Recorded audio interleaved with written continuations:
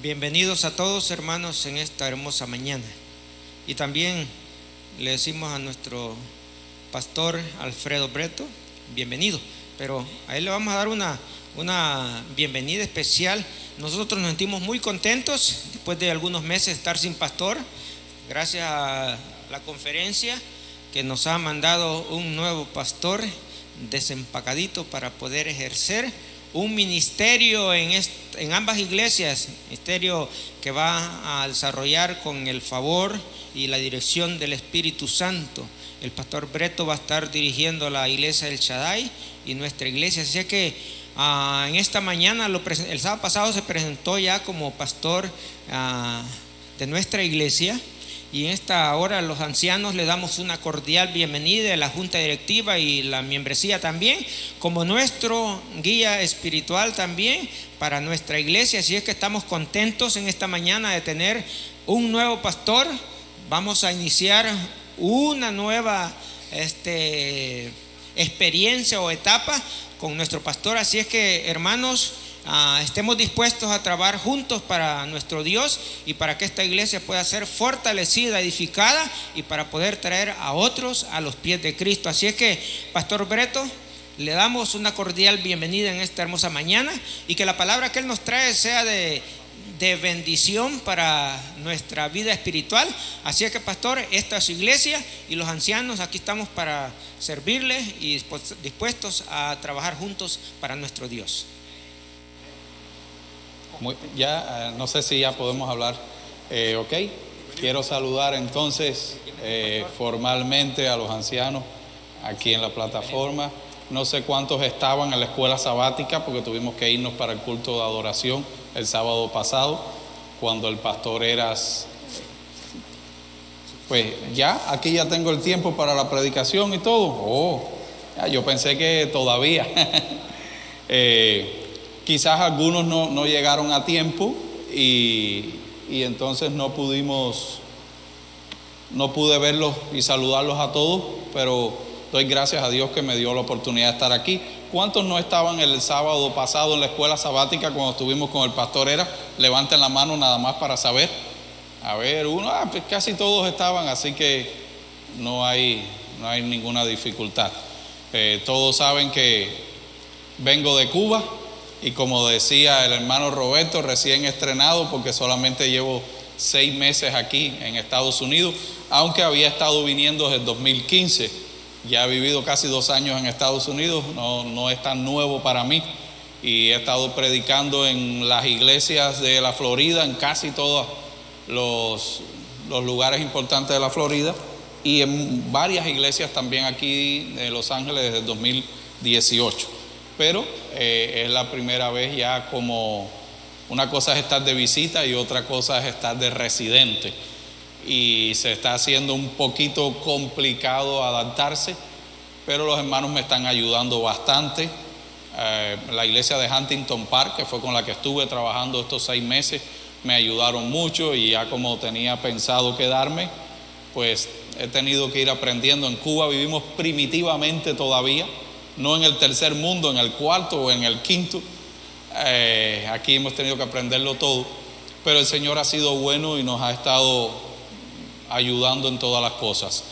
Según los planes que tenemos, mi familia va a presentarse el 5 de octubre en la embajada, cuando tienen turno para aplicar para la visa R2 o de acompañante. Y espero para ese mismo mes de octubre que le aprueben la visa y que puedan estar conmigo. Así que por el momento tenemos que esperar al menos unos 3 meses más para que ellos puedan estar aquí. Esperaría eso para que pueda ser de bendición y también de ayuda para mi iglesia. Mi esposa también estudió teología, también ha trabajado en las iglesias, atendía juntamente conmigo.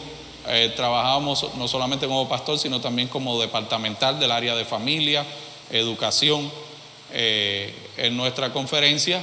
Y el niño mío era el director del grupo pequeño que teníamos en la casa, así que ellos son de gran ayuda para mí, no solamente emocionalmente, sino también en mi trabajo en la iglesia.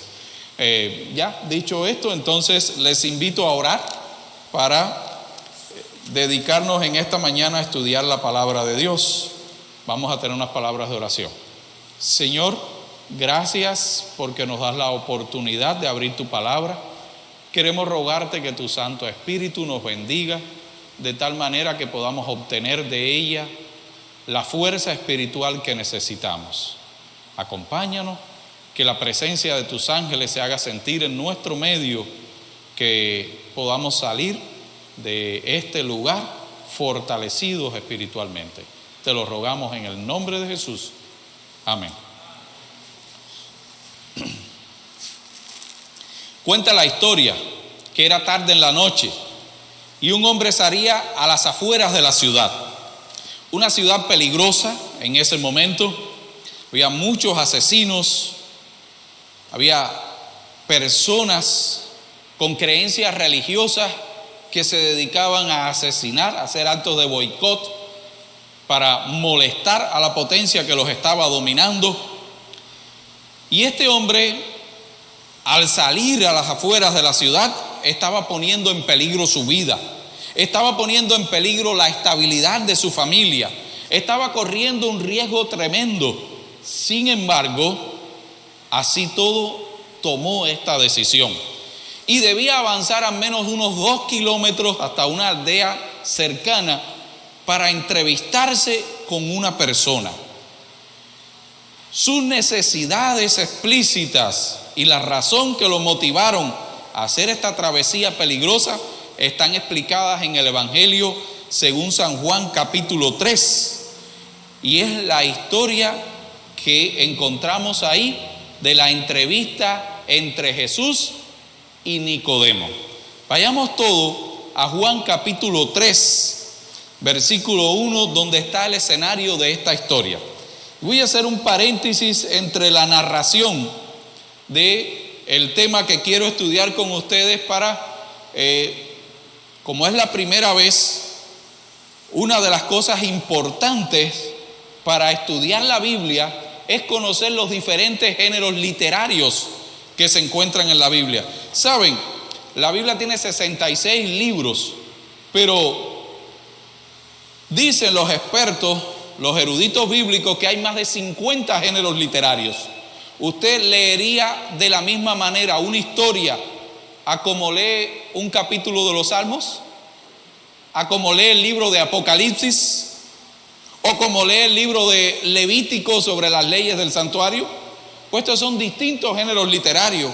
La Biblia tiene género literario de las narrativas, o sea, lo que son las historias, la poesía, textos legales, textos apocalípticos, profecías clásicas, epístolas, evangelios. Ahora, a la hora de ir a estudiar un pasaje con un género literario específico, necesitamos conocer las técnicas de interpretación bíblica de ese género literario para poder comprender el mensaje que los escritores bíblicos nos querían transmitir. Y el género literario más abundante en la Biblia es el de las narrativas, o sea, las historias.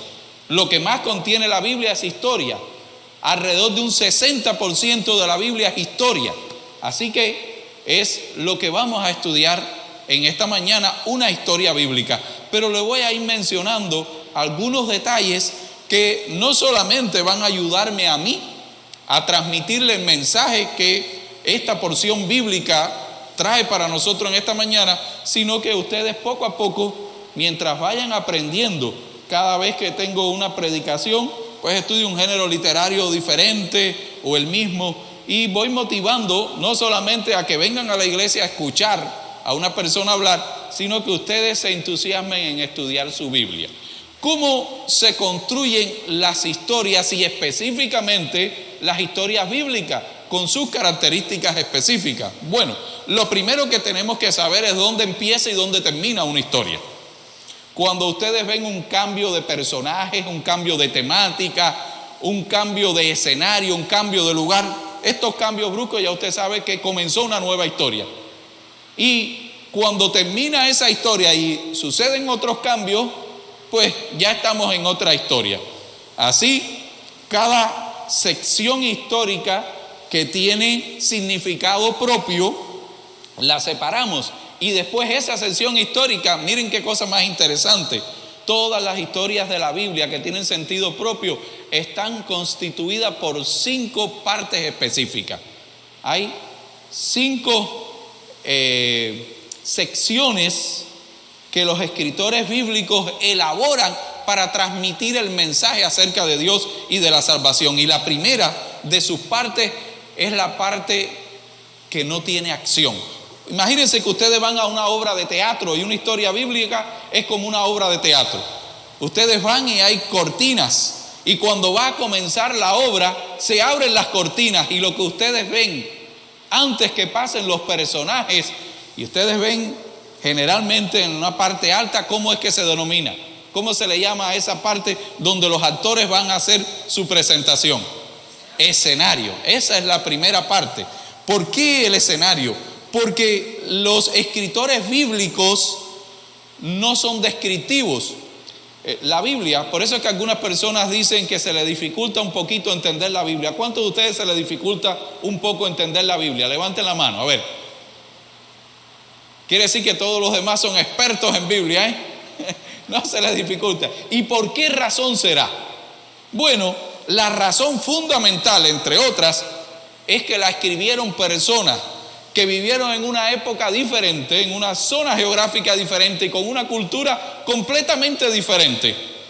La cultura oriental y la cultura occidental en la que nosotros nos hemos criado son muy diferentes. Y la primera característica que tiene la cultura oriental, diferente de nuestra cultura occidental heredada de los griegos, es que ellos no son descriptivos. ¿Qué significa ser descriptivo? Si leemos una poesía de un poeta clásico occidental, por ejemplo en Cuba, hay una persona que está considerado como uno de los grandes poetas, ya muerto, José Martí, uno de los grandes poetas latinoamericanos. Pero si lee una poesía de Pablo Neruda u otro de estos poetas españoles o latinos importantes, vamos a ver que utilizan muchos adjetivos, mucha descripción, y dicen la dama hermosa con su cabello de tal manera, vestida así, entró moviendo su cuerpo, y una cantidad de descripciones. Los hebreos no.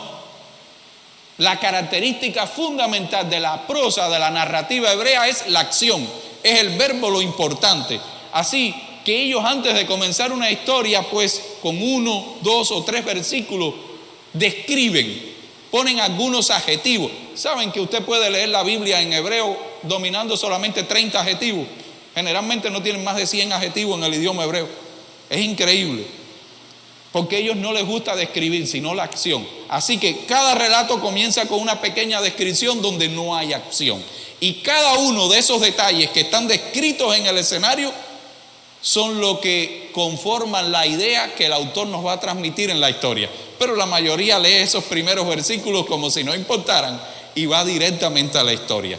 Por eso, la primera característica del escenario es que no hay acción. Y la acción siempre en las historias bíblicas es un conflicto. Un conflicto interno, un conflicto entre las personas, un conflicto entre el bien y el mal que me hablan de la salvación. Pero en el escenario simplemente se están poniendo las cosas que los personajes van a utilizar. ¿Captaron la idea? Vamos al escenario entonces de la historia de Nicodemo en Juan capítulo 3. Dice, había un hombre, y vamos a fijarnos en cada uno de los detalles, porque como ellos no utilizan estos detalles, cuando los ponen al comienzo de una historia, cada palabrita, cada detalle descriptivo tiene un nivel de importancia elevado. Si los pasamos por alto, no vamos a comprender bien el mensaje que el escritor bíblico está tratando de transmitir. Fíjense en cada uno de los detalles y abran todos sus Biblias, porque cuando yo tengo una predicación es para que todo el mundo interactúe con su Biblia, no para que se duerma escuchándome a mí. ¿Veis? Si alguno se duerma, le hago una pregunta, porque los estoy mirando a todos. Dice, había un hombre de los fariseos, primer detalle, dice, que se llamaba ¿cómo? Nicodemo. ¿Y era qué cosa? Un príncipe o principal entre los judíos. Vean cómo comienza el versículo 2, dice, este vino a Jesús, ¿cuándo? ya en el versículo 2 se van dando cuenta, ya comienza la acción. El hombre viene donde está Jesús y usted le empieza a hacer preguntas. Así que el versículo 1, solo el versículo 1 es el escenario. Ahí simplemente se están poniendo los detalles. ¿Y cuántos detalles importantes hay para usted en ese versículo 1? Dígame cada uno. ¿Cuántos detalles? 1, 2, 3, 4, 5. 3 dice la hermana Lolita, ¿no? Ya me estoy aprendiendo el nombre. ¿Cuántos son los detalles? Lo primero, dice que este hombre se llamaba ¿cómo? Nicodemo. ¿Y era qué cosa? Fariseo y principal.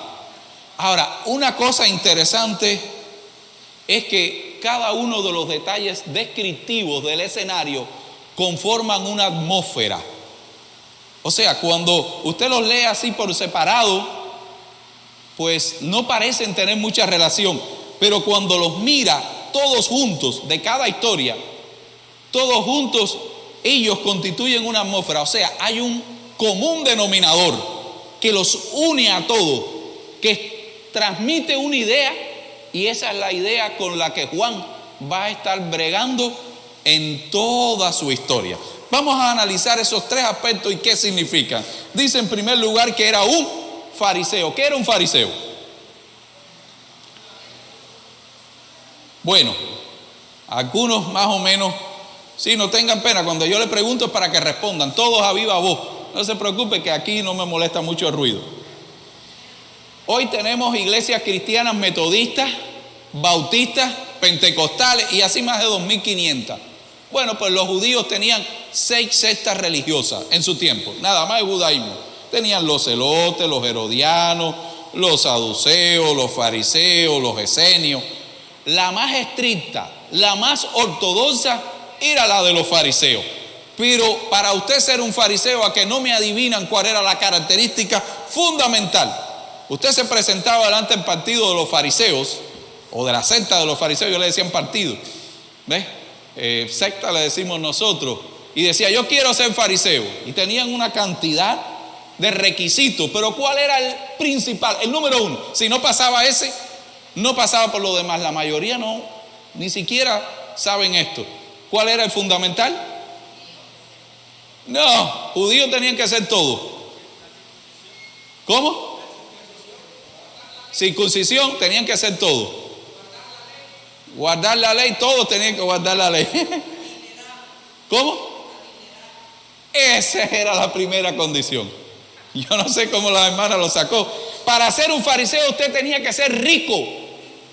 No podía ser pobre, ni siquiera de clase media. Tenía que ser una persona bien adinerada. ¿Por qué? Porque en ese tiempo se entendía que si usted era fiel y era piadoso, Dios lo iba a bendecir económicamente. Si usted se enfermaba, si usted caía en desgracia, porque estaba bajo la maldición de Dios. Mira qué manera más simplista de mirar la Biblia. Pero esto era conveniente para la clase gobernante, como siempre pasaba. O sea que la primera característica que Juan está describiendo aquí cuando habla de Nicodemo es que era un hombre como rico. Y escritos fuera de la Biblia nos dicen que Nicodemo no solamente era un hombre rico, el deseado de toda la gente lo dice, era riquísimo, era una de las personas más ricas de Jerusalén. Dato adicional. Dice el segundo elemento que se llamaba ¿cómo? Nicodemo. ¿Qué significa Nicodemos? Bueno, la palabra demos griega, transliterada al castellano, nosotros sabemos cuál es su significado. Por ejemplo, una palabra que se usa mucho aquí en Estados Unidos, que también tiene el sustantivo demo. Democracia.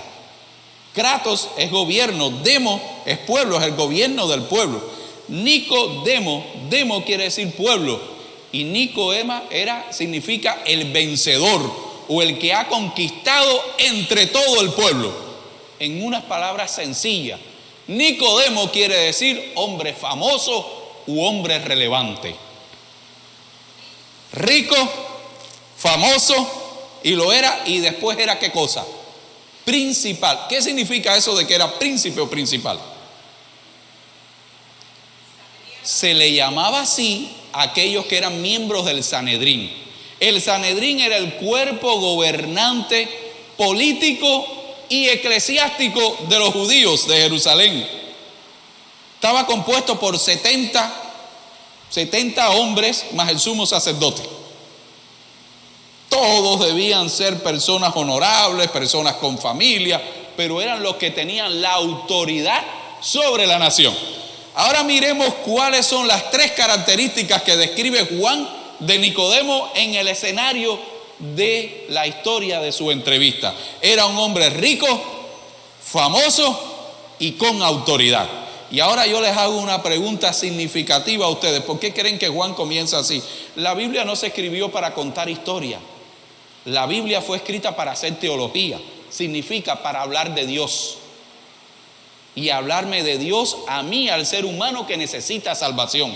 Por eso todo lo que ellos escribieron aquí en este libro está bien planeado y bien pensado para que tú y yo entendamos las realidades que está tratando de transmitir el autor bíblico. Piense en algo que usted desea mucho. Piense en algo que usted desea mucho. O le voy a hacer una mejor pregunta, no sea que me lo idealicen. Sí, creyéndose, cuando nos dicen esto nosotros nos creemos más santos que los demás y decimos, bueno, ¿cuáles son las aspiraciones del ser humano? Pregúntale a cualquier persona. Te apareció el genio de Aladino y te concede un deseo, pide un deseo. ¿Qué van a pedir uno? Dinero. Y los que no pidan dinero, ¿qué van a pedir? Fama. Y los que no pidan fama y sabiduría, ¿para qué? Para ser sabio, estar en un cuarto de la casa, no para salir y tener fama. Dinero. Piden otra cosa más. Poder, autoridad. ¿Qué otra cosa desea el ser humano? Usted va a decir, todo lo que usted diga está resumido en esas 3 cosas. Bienes materiales y todas las implicaciones de la vida, fama o relevancia y todas las implicaciones que se atrae, u autoridad para que las personas hagan lo que yo diga o para cumplir mis expectativas y mis visiones de la vida. Por tanto, cuando Juan en su evangelio comienza con la historia de Génesis de Nicodemo en el capítulo 3, y él utiliza 7 historias similares, 7 historias de una persona que se encontró con Cristo y fue cambiado y transformado por él. En el génesis de esta historia, en el evangelio de Juan, Juan comienza por la persona que aparentemente necesita menos de Cristo. Una persona que había alcanzado mucho dinero, una persona que había alcanzado fama y relevancia, y una persona que tenía autoridad sobre una nación. En resumen, Nicodemo era el sueño de la raza humana convertido en realidad. Este ser humano se podía sentir como en una cima, mirando a todo el mundo y diciendo, yo he triunfado y he vencido. Muchas personas han sacrificado su vida o han hecho sacrificios inmensos por conseguir dinero. Otros lo han hecho por conseguir fama, y otros que han llevado al mundo hasta guerras mundiales por conservar su autoridad. Cada uno de ellos por conseguir su sueño, y Nicodemo los tenía los 3 juntos, no solamente uno. Así que él podía sentirse satisfecho, podía mirar a los demás y decir, todos los demás son insignificantes, yo soy el hombre del éxito, yo lo he conseguido todo. Sin embargo, Juan comienza haciendo esta descripción e inmediatamente pasa al versículo 2, donde comienza a desarrollarse la segunda sección de una historia, a los que los expertos le denominan el nudo o la parte de la complicación. ¿Por qué? Porque en esta segunda sección comienzan a desarrollarse una serie de dramas, y cada uno individualmente se le llaman minidramas. Minidramas que van presentando una problemática uno tras otro, uno se le va uniendo al otro hasta que llega una tercera sección que se llama el clímax, donde es como cuando ya la caldera quiere hervir para después pasar a la cuarta sección, que es la parte de la resolución, donde se resuelven todos los conflictos que ahí se han mostrado. Vamos entonces al primer minidrama que hay en la segunda sección. Después de ver a Nicodemo allá en la cima de la montaña, habiendo alcanzado el éxito en la vida, entonces dice Juan que este vino a Jesús, ¿cuándo? ¿Por qué vino de noche? Para que nadie lo viera. ¿Pero por qué no quería que lo vieran? Porque tenía miedo de lo que las personas pensaran de él. Cuando vemos el versículo 1, ¿quién era superior, Nicodemo o las personas? Pero parecía que las personas lo estaban controlando a él, en vez de él controlar a las personas. Este hombre tan admirable, este hombre que había conseguido tanto éxito, ¿cómo era? ¿Cómo era que en su mente estaba limitado a lo que las demás personas pensaran de él? Esto me habla no de un hombre libre, esto no me habla de la mentalidad de un hombre exitoso, sino de una persona llena de complejos, llena de miedo. Miren cómo sigue. Primero, dice Juan, Nicodemo era temeroso de las personas. Segundo lugar, dice, este vino a Jesús de noche y le dijo, ¿cómo dice su Biblia que le dijo a Jesús? ¿Cómo dice? Antes de Rabí, a ver, ¿dónde está? Y le dijo, Rabí. Pero después, ¿cómo es el verbo que sigue? Vamos a dejar ese para después. Ahí está, le dice Rabí o maestro. Rabí quiere decir maestro en arameo. Sabemos. Ahora, ese verbo, todos lo tienen en plural en su Biblia. Cuando usted habla con otra persona, le dice, hola José, yo sabemos que tú eres una buena persona. ¿Cómo? Si Nicodemo estaba solo, está hablando en plural. ¿Por qué sabemos? Cuando usted habla en plural es porque usted es parte de un grupo. Vean, él viene a Jesús porque algo no anda bien en su vida, que ahora vamos a ver. Pero no se lo quiere hacer ver a Jesús. Miren lo que Nicodemo está tratando de decir. Sabemos. ¿Quiénes son los que saben? Obviamente no van a ser las de las clases inferiores. ¿Quiénes son? Bueno, Nicodemo está haciéndole parecer a Jesús que él viene como representante del Sanedrín. Y él es el más importante porque es el que viene. Y fíjate, este grupo es tan inteligente, según Nicodemo, que saben que Jesús tiene algo especial y que ha venido de Dios. Ellos ya se dieron cuenta. Mira, yo vengo donde estás tú porque yo soy muy inteligente, ya me di cuenta y ahora vengo como representante para investigar a ver qué cosas tú tienes, pero nosotros somos tan inteligentes que nos damos cuenta de todo. Tiene miedo de lo que piensen la gente, tiene miedo de que Jesús sepa su verdadera necesidad. ¿Cómo está Nicodemo por dentro? ¿Cómo está ese hombre? ¿Está contento con su vida? Ese hombre se siente satisfecho, se siente feliz, arriesgó su vida a salir afuera de la ciudad. Capaz que lo tomara un celote, un bandido, un ladrón, le quitara la vida, y él corrió todo ese riesgo. ¿Qué es lo que me está queriendo decir Juan aquí? Juan me está queriendo decir, mira, probablemente mientras Juan escribe su evangelio y él sabe que esto no solamente va a servir para su tiempo, para su época, va a servir para todos los que vivan hasta que Cristo regrese. Y Juan está diciendo, probablemente en algún momento te deje engañar por la mentalidad que el mundo te quiera vender. Probablemente llegará un momento donde habrá televisión, donde habrá internet, quizás hasta piensa Juan.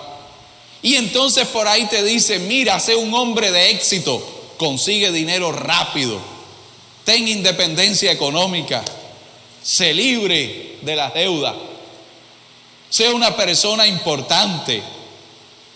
Quizás te quieran vender tú para tener éxito a los jóvenes. Tienes que estudiar una buena carrera, tienes que sacrificarte y hacer un máster, o tienes que llegar a ser una persona importante para ser el orgullo de tu familia.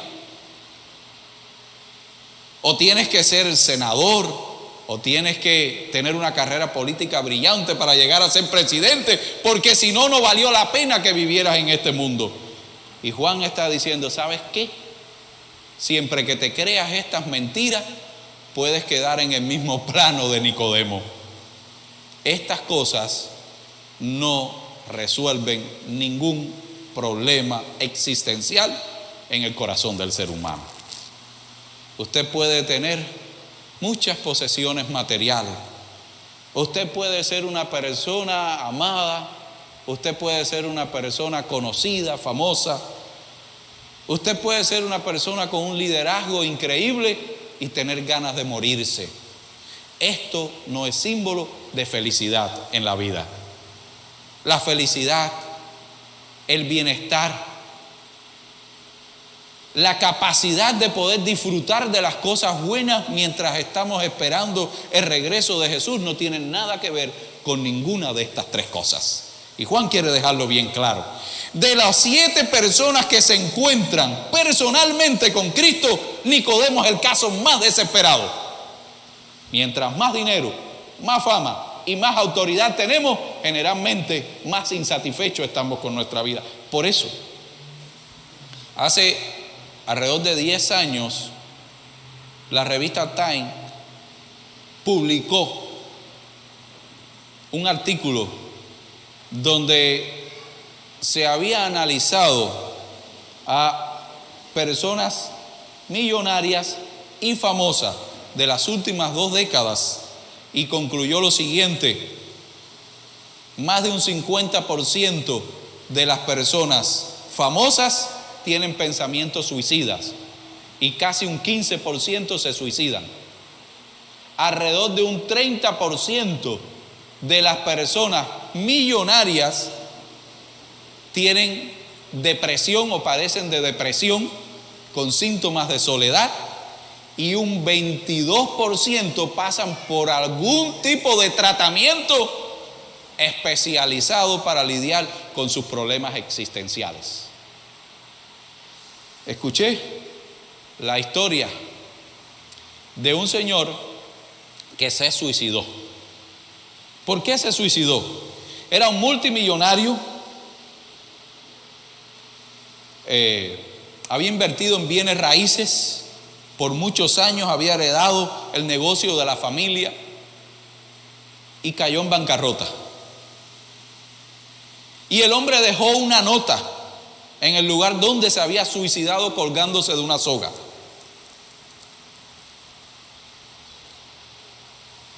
Y escribía lo siguiente: no pude soportar la idea de haberlo perdido todo. De toda mi fortuna, solamente me quedé con $30 millones. Y el hombre se sentía un desafortunado, un fracasado, un miserable, y se quitó la vida a los 52 años de edad. Porque se había quedado solamente con $30 millones. Claro, él tenía varios billones y los había perdido todos. Pero nos damos cuenta que las cosas que los seres humanos buscan como señal de éxito, todo lo que nos vende la cultura de nuestro mundo como éxito, como un camino a la felicidad, es un puro engaño. Y Nicodemo es el vivo ejemplo de que ahí no debemos buscar. Pero donde sí debemos buscar es lo que le dice Jesús ahora. Ya que Nicodemo viene con toda esa arrogancia, ya que viene escondiendo su verdadero propósito, lo menos que hubiera podido hacer este orgulloso fariseo era haberle dicho: Señor, mira, yo soy esto, soy aquello, soy lo otro, pero me siento vacío. Siento que mi vida no tiene sentido. Siento que no vale la pena vivir.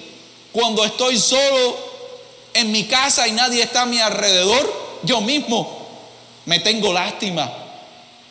Miro hacia adelante y solamente veo oscuridad. Me rodean las personas, pero me doy cuenta que estoy solo.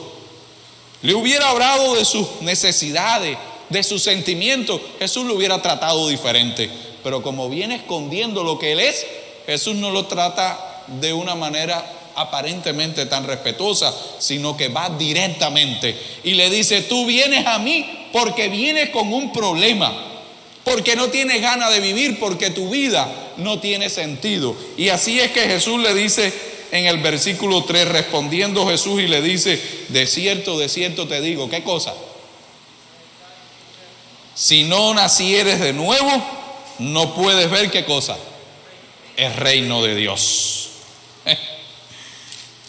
El hombre viene creyéndose importante y Jesús le dice: lo que tienes, lo que eres, no vale nada. Y lo que estás buscando no se encuentra por ese camino.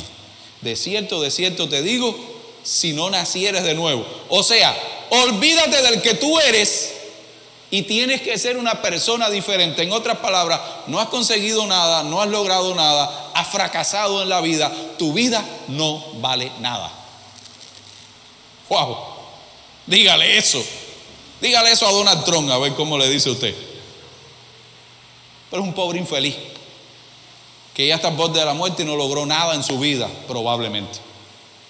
Porque las obras hablan de lo que hay en el corazón. Así mismo era Nicodemo. Jesús nos lo trata muy respetuosamente porque no había otra manera de hacerlo pensar. Y Nicodemo ahora comienza un show que el alma con Jesús, hablando una escena de perreta infantil. En primer lugar le dice a Jesús ignorante, después le dice a Jesús estúpido. Eso es lo que Juan está tratando ahí. Le dice: ¿cómo puede hacerse esto? ¿Cómo puedo?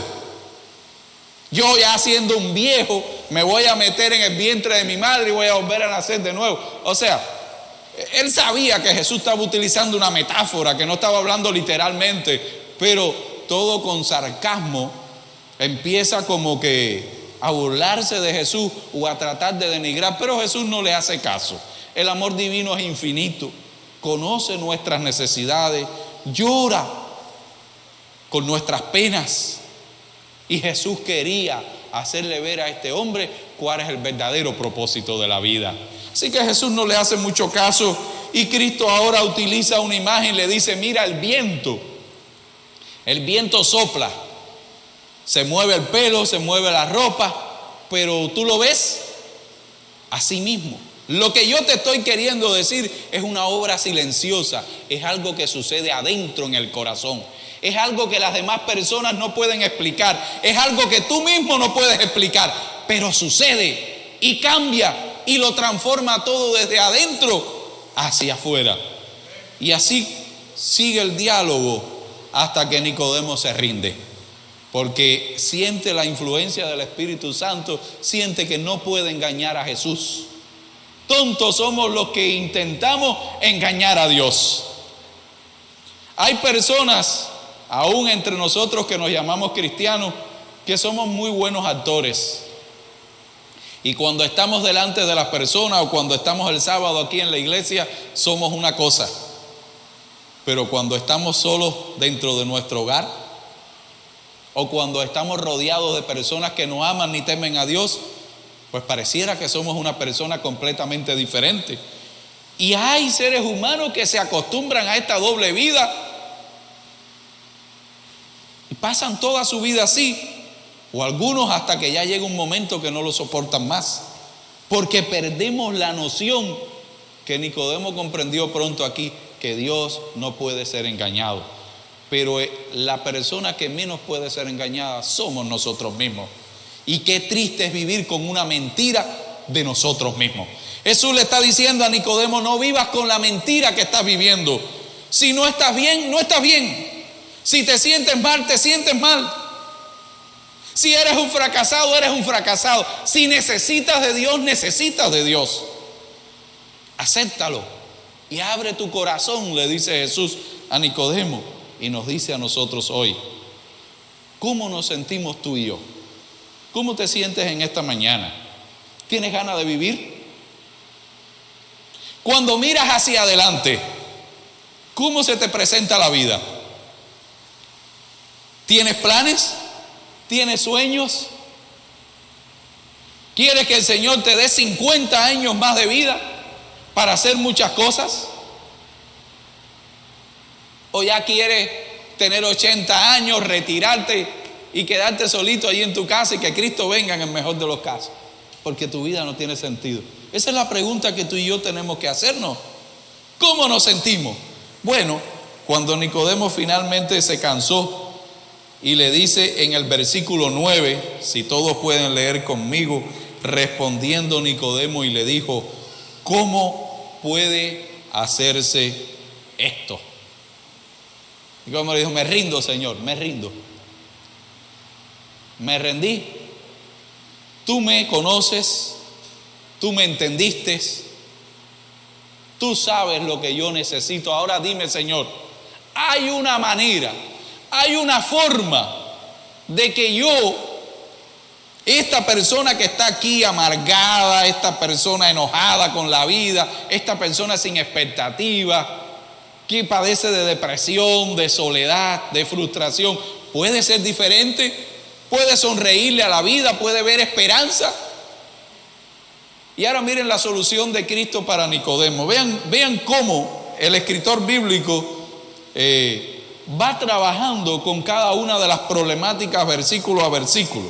Traté de no hacérselo tan estricto para que no pareciera un estudio y que pudieran comprender, pero esa es la manera. Lo que Juan presentó en el escenario es con lo que él va a estar trabajando constantemente, porque el objetivo de cada una de estas historias es hablarnos a ti y a mí de lo que tú y yo necesitamos y cómo podemos conseguirlo. Ahora Jesús le cuenta una historia que probablemente era el sermón que Nicodemo había predicado muchísimas veces en la iglesia, en la sinagoga, porque ¿qué maestro judío no se sabía la historia de Moisés y la serpiente en el desierto? Probablemente Nicodemo lo hubiera tenido como una de sus grandes charlas en la sinagoga. Y Jesús ahora le dijo: como Moisés levantó la serpiente en el desierto, así es necesario, ¿qué cosa? Que el Hijo del Hombre sea levantado, para que todo aquel que en él cree no se pierda, mas tenga vida eterna. Y en el discurso que Cristo le dio a Nicodemo, Cristo le explica los 7 pasos en el plan de la salvación, paso por paso, pero eso es historia para otro momento. Se acabó la conversación y Nicodemo se fue. Pasaron 3 años y este hombre se dedicó en esos 3 años a estudiar la Biblia. ¿Qué fue lo primero que hizo Nicodemo? Según nos dice el deseado de toda la gente, ¿qué fue lo primero que hizo? Estudiar la Biblia.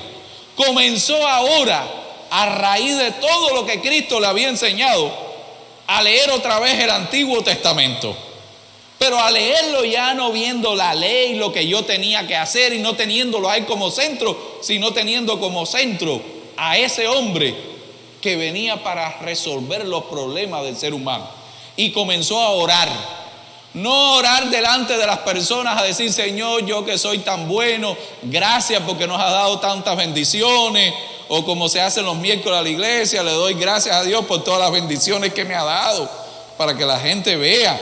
O para señalar lo bueno. No, a decirle: Señor, ayúdame a mí que soy un pobre, ignorante y miserable y que tengo necesidad. Ilumina mis ojos. Y cuando Nicodemo empezó a estudiar y empezó a orar con sinceridad para resolver el problema que tenía, 3 años después llegó la respuesta.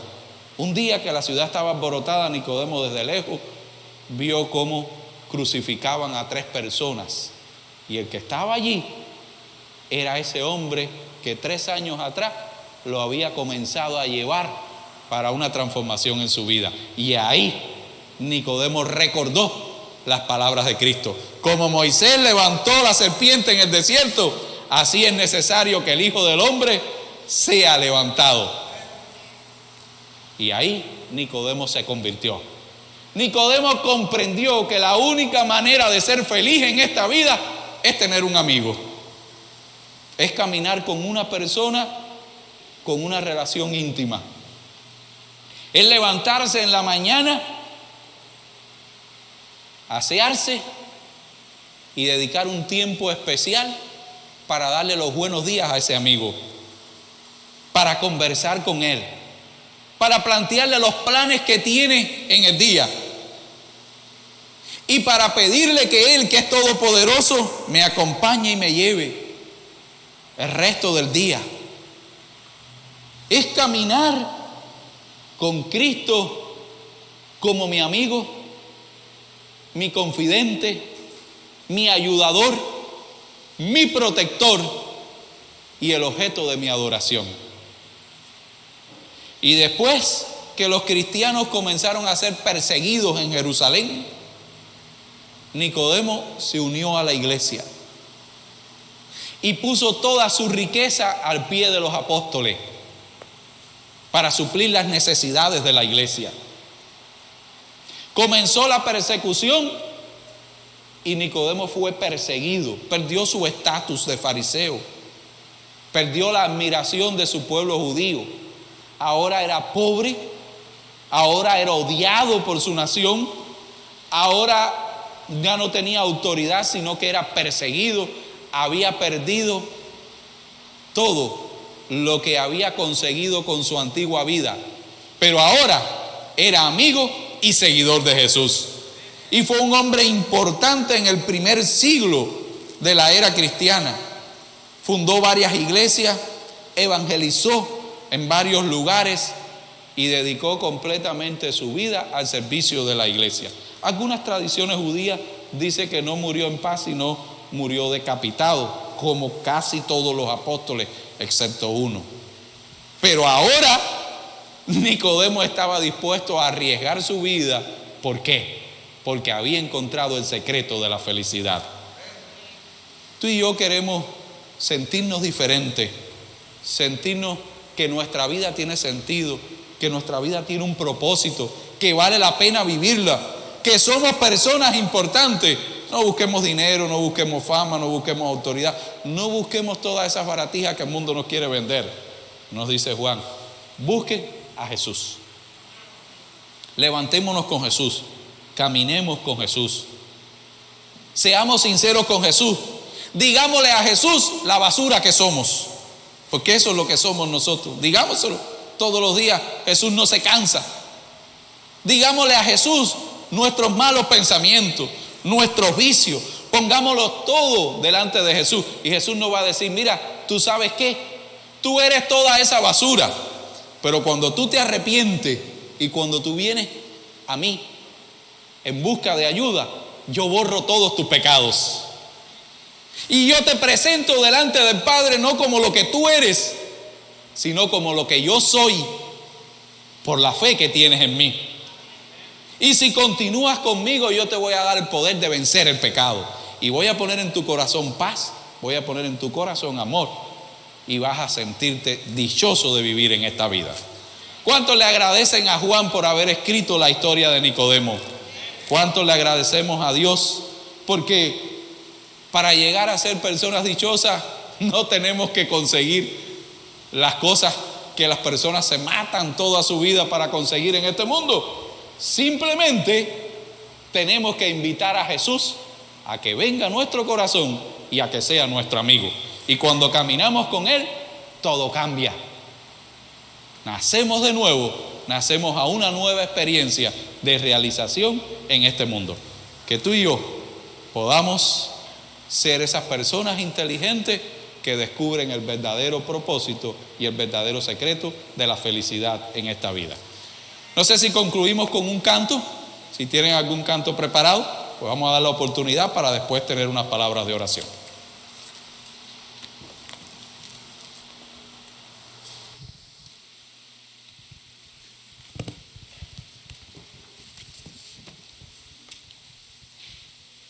El himno 59.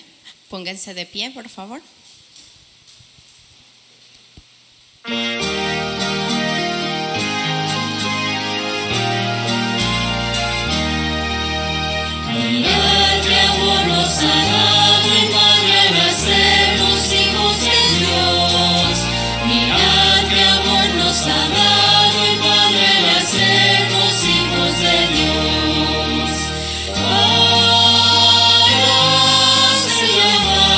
Hijos de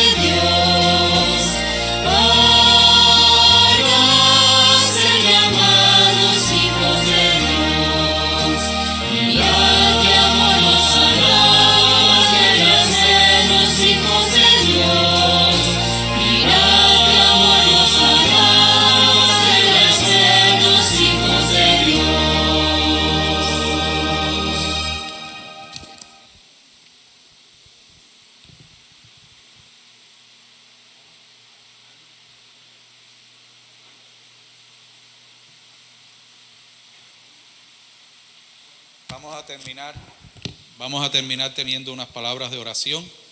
Y hay dos personas en línea, Ann Fernández y Marta Constanza, que están pidiendo oración especial por ellos.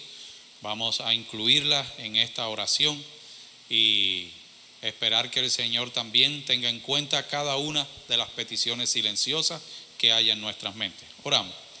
Señor, gracias porque podemos en esta mañana venir a ti. Señor, muchos de nosotros, como Nicodemo, aparentemente lo hemos conseguido todo y nos damos cuenta que no tenemos nada. Por eso queremos pedirte, Señor, ayúdanos a comprender el verdadero secreto de la felicidad para los años que nos quedan de vida. Ayúdanos, Señor, con las cargas de nuestros pecados. Rompe las cadenas que pueda haber en algún corazón, cadenas al vicio, a la enfermedad, a la impotencia, al desánimo, cadenas de pecado, de actos que abruman su mente o de situaciones que los mantienen atados y le impiden que puedan entregarse completamente a ti. Bendice a estas dos personas que están pidiendo de manera especial oración por ellos. No sabemos cuáles son sus peticiones específicamente, pero tú sí las conoces. Señor, toca cada corazón aquí presente, cada persona que en esta mañana ha estado pensando en ti, ha estado reflexionando en su vida y quiere un cambio. Nicodemo sintió deseos de un cambio en aquel momento, pero este cambio se demoró en efectuarse. Tú conoces cada corazón. Tú sabes quién es lento, quién está amarrado, quién no siente fuerza, Señor, pero tú eres todopoderoso. Y el mismo Dios que trató con Nicodemo puede tratar con nosotros.